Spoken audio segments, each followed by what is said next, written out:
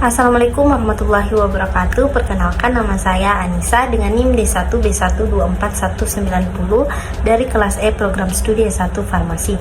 Pada video kali ini saya akan membahas materi ketiga, yaitu signal transduction. Signal transduction atau yang biasa disebut dengan transduksi sinyal adalah proses di mana sel merespon rangsangan dari luar seperti hormon atau neurotransmitter lalu mengubahnya menjadi sinyal biologis di dalam sel. Proses ini tuh penting untuk aktivitas seperti metabolisme, pertumbuhan, dan sistem kekebalan dalam tubuh.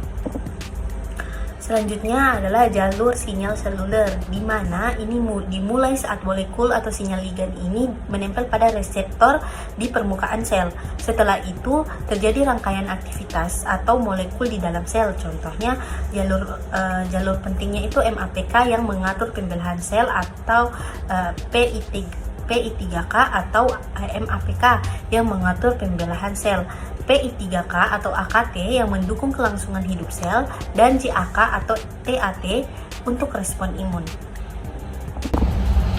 Selanjutnya adalah jenis reseptor. Terdapat dua jenis utama reseptor sinyal. Yang pertama adalah reseptor permukaan sel seperti GPCR dan RTK, serta reseptor intraseluler seperti reseptor hormon steroid.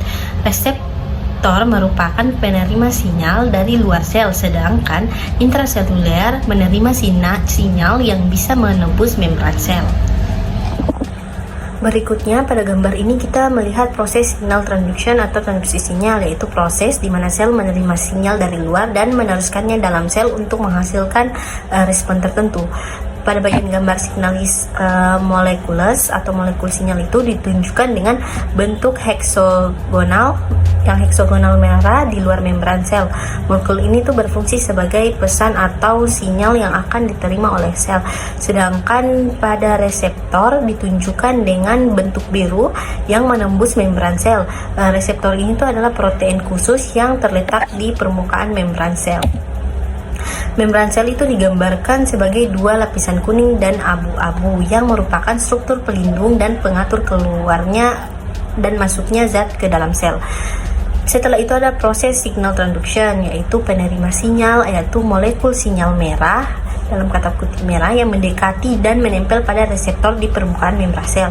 Yang kedua adalah aktivitas reseptor. Ketika molekul sinyal menempel pada reseptor, reseptor mengalami perubahan bentuk atau konformasi. Yang ketiga adalah transduksi sinyal. Perubahan pada reseptor diteruskan ke bagian-bagian dalam sel yang ditunjukkan dalam gambar tersebut. Kesimpulannya itu, transduksi sinyal sangat penting untuk komunikasi antar sel dan pengaturan fungsi-fungsi tubuh seperti respon terhadap hormon, pertumbuhan, dan sistem imun. Gambar ini tuh membantu kita untuk memahami bagaimana pesan dari luar sel dapat diubah menjadi aksi di dalam sel melalui proses terorganisir atau spesifik. Berikutnya adalah transduksi sinyal. Setelah reseptor aktif, sinyal itu diteruskan ke dalam sel melalui molekul pembawa seperti second messenger. Contohnya itu CAMP dan CA2+. Ini akan mengaktifkan enzim atau faktor transkripsi, lalu memicu reaksi biologi seperti ekspresi gen atau metabolisme.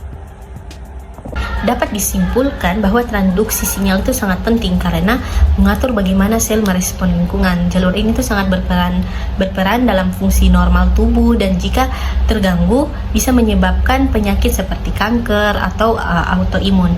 Karena itu banyak obat modern yang menargetkan jalur transduksi sinyal ini.